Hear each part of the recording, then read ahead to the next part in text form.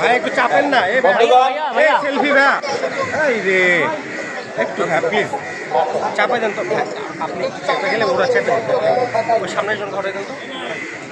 আমরা কিছুক্ষণ আগে আমরা জাতীয় সঙ্গীত করলাম, আমরা পায়রা ওড়ালাম, এখন আমরা সুন্দর শৃঙ্খলার সাথে একটা র্যালি করব।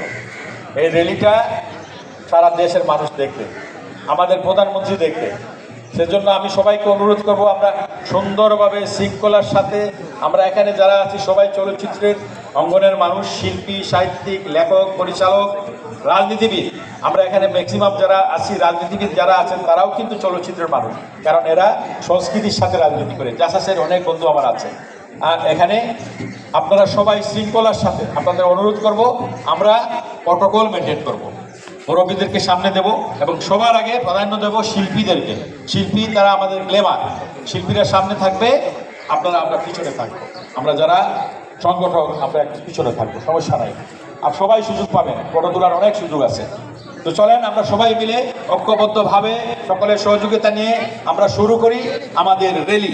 আপনাদের সবাইকে ধন্যবাদ।